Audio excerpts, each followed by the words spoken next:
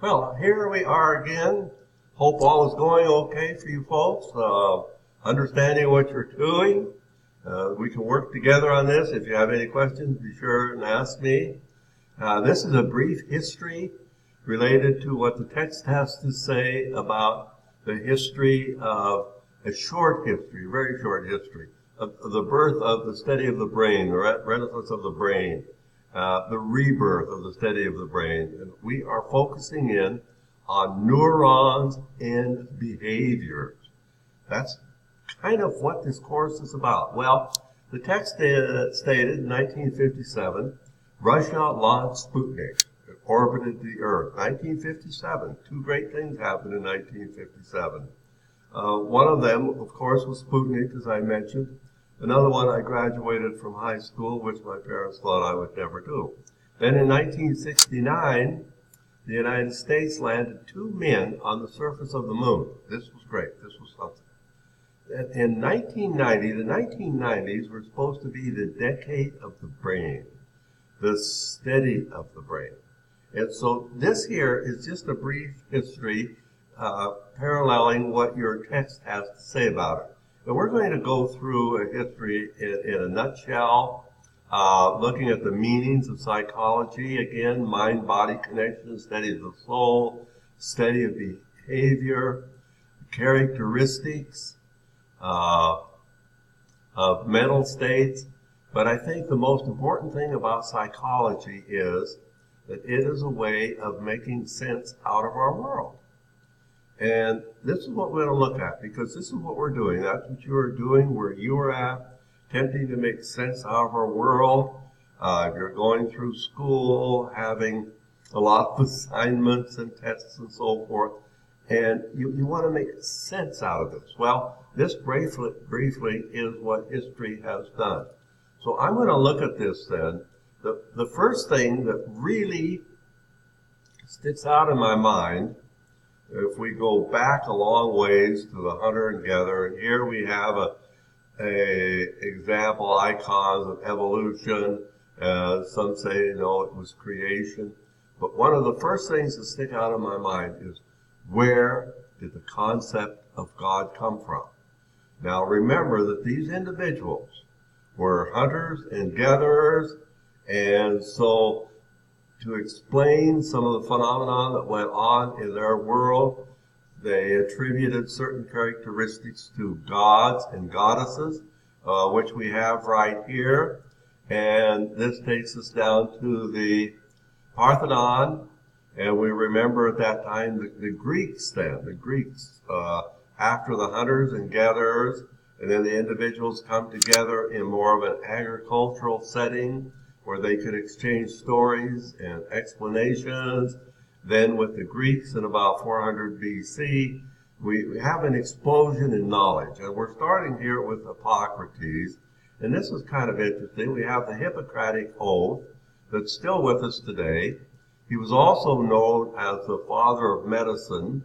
And he developed a concept of personality based on the 4 humors, or 4 fluids. There was black bile, yellow bile, phlegm, and blood. He also talked about diet and exercise. I think this is kind of interesting, diet and exercise, given the day and age in which he lived. Now, one of the interesting aspects of Hippocrates, he developed the concept of hysteria. And that supposedly referred to the uterus roaming through the body, looking for a child. Now, of course, just women supposedly had hysteria, and I'm not trying to be a sexist or anything, because later on, men also developed hysteria. One of the things that came along was Plato's cave allegory, and I really think that this is interesting, because this really sums up psychology. Not really sums up psychology, but it sums up a big aspect of psychology.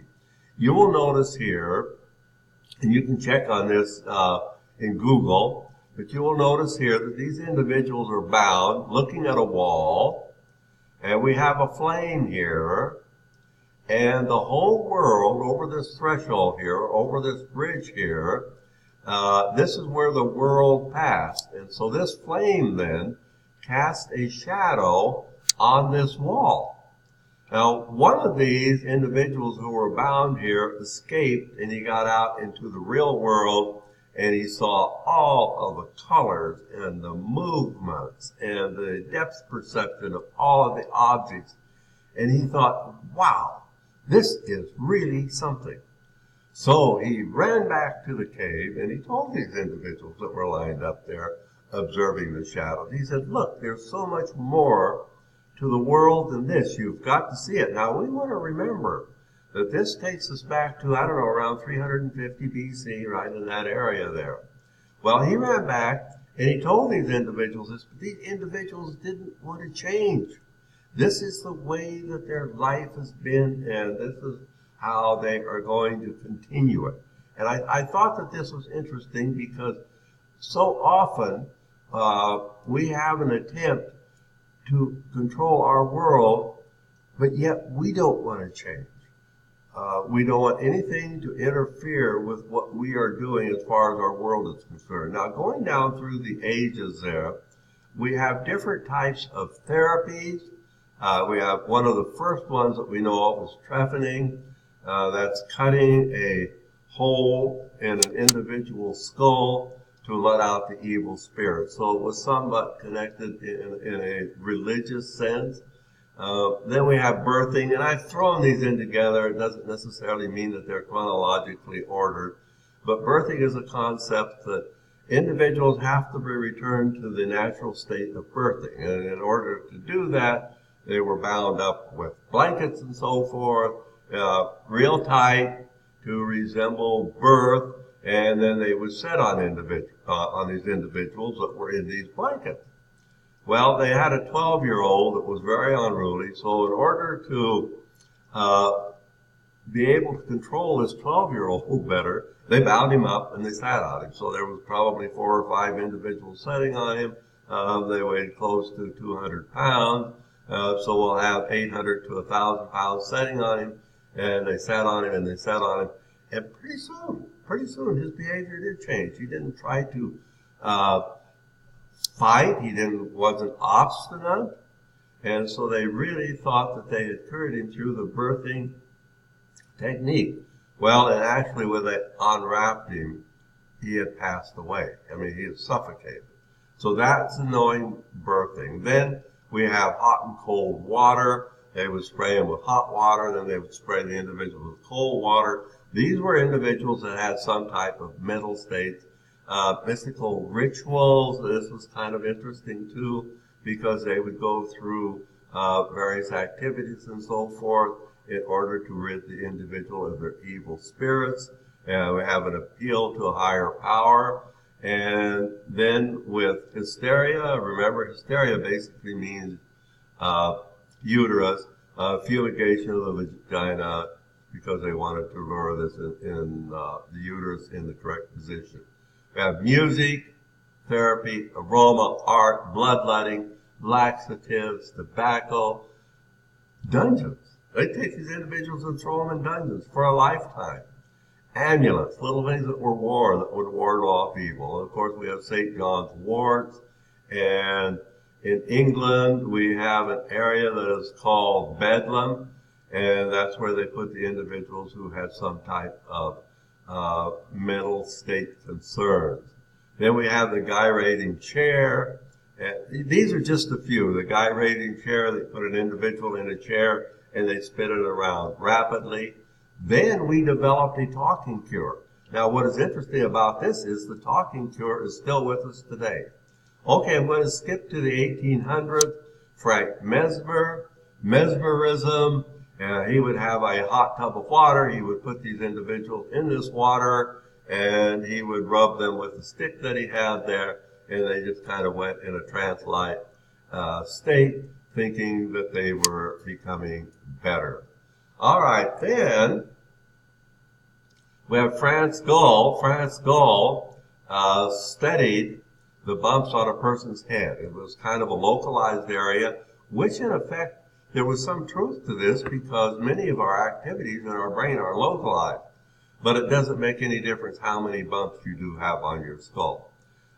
And after this, after Franz Gall, mid-1800s, we have three forces or three thoughts.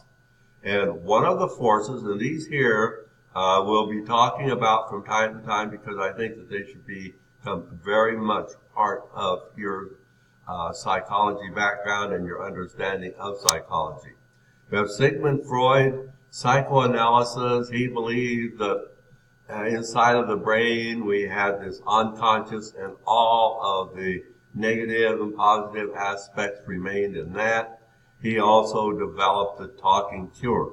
So, number one, Sigmund Freud, psychoanalysis. The second force was B.F. Skinner. B.F. Skinner, of course, was the father of behaviorism.